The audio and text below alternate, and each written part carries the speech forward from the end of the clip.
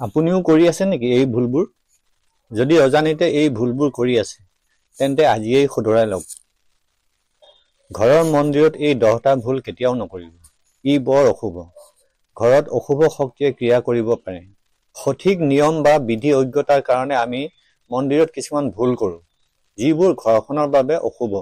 আজি আমি আপোনালোকক কেইটামান কথা ক'ব ওলাইছো, যিবোৰ ঘৰুৱা মন্দিৰত কৰা উচিত নহয়। সকলোৰে ঘৰত দেৱ-দেৱীৰ বাবে সুকীয়াকৈ স্থান ৰখা হয়, যাক আমি থাপনা বুলি কওঁ। কাৰোবাৰ ঘৰত সৰু সৰু মন্দিৰ বা গোসাঁই ঘৰ নিৰ্মাণ কৰা হয়, কিন্তু তথ্যৰ অভাৱত বা অজ্ঞতাৰ বাবে আমি মন্দিৰত কিছুমান ভুল কৰোঁ, যিবোৰ অমংগলৰ কাৰক। ঘৰৰ মন্দিৰত সকলোৱে ভগৱান গণেশৰ মূৰ্তি ৰাখে, কিন্তু পূজা কক্ষত কেতিয়াও গণেশৰ মূৰ্তি এটাতকৈ বেছি থাকিব নালাগে। কোৱা হয় যে এইটো এটা অশুভ কাৰক। গৃহ মন্দিৰত ভগৱান গণেশৰ মূৰ্তি ৰখাৰ লগত জড়িত কিছুমান বিশেষ পৰম্পৰা আৰু বিশ্বাস আছে। কোৱা হয় যে পূজাৰ স্থানত ভগৱান গণেশৰ এটাতকৈ অধিক মূৰ্তি বা ছবি ৰখা উচিত নহয়। ইয়াৰ আঁৰৰ ধৰ্মীয় আৰু আধ্যাত্মিক বিশ্বাস হ'ল এটাতকৈ অধিক মূৰ্তি থকাটোৱে শক্তিৰ ভাৰসাম্য বিঘ্নিত কৰিব পাৰে আৰু পূজাৰ প্ৰভাৱ হ্ৰাস কৰিব পাৰে। সেয়েহে মন্দিৰত মাত্ৰ এটা মূৰ্তি বা প্ৰতিমা ৰখাটো শুভ বুলি গণ্য কৰা হয়, যাৰ ফলত পূজাত একাগ্ৰতা আৰু ভক্তি অক্ষুণ্ণ থাকে। বৰ্তমান সময়ত এটা দৃশ্য আমাৰ সকলোৰে চকুত পৰে। সেইটো হ'ল ৰাস্তাৰ কাষত য'তে ত'তে পৰিত্যক্ত অৱস্থাত দেৱ-দেৱীৰ মূৰ্তিবোৰ পেলাই থৈ যোৱা।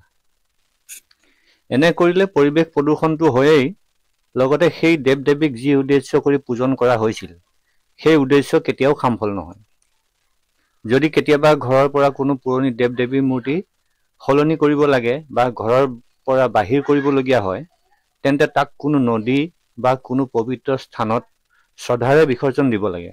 আপুনি নিশ্চয় আপোনাৰ ঘৰৰ মন্দিৰত পূজাৰ বাবে শংখ ব্যৱহাৰ কৰে, কিন্তু আপোনাৰ গোসাঁই ঘৰত দুটা শংখ থকা নাইতো। যদি মন্দিৰত দুটা শংখ খোলা থাকে, তেন্তে তাৰে এটা আঁতৰাই ৰাখক। ঘৰুৱা মন্দিৰত ডাঙৰ ডাঙৰ মূৰ্তি ৰাখিব নালাগে। কোৱা হয় যে যদি আমি শিৱলিংগক মন্দিৰত ৰাখিব বিচাৰোঁ, তেন্তে শিৱলিংগ আমাৰ বুঢ়া আঙুলি আকাৰতকৈ ডাঙৰ হ'ব নালাগে। শিৱলিংগ অতি সংবেদনশীল, আৰু এই কাৰণেই গৃহ মন্দিৰত এটা সৰু আকাৰৰ শিৱলিংগ ৰখাটো শুভকাৰক। শাস্ত্ৰ অনুযায়ী ভঙা মূৰ্তিৰ পূজা নিষিদ্ধ। যিকোনো মূৰ্তি ভাঙিলে পূজাস্থলীৰ পৰা আঁতৰাই পবিত্ৰ বোৱতী নদীত উটাই দিব লাগে।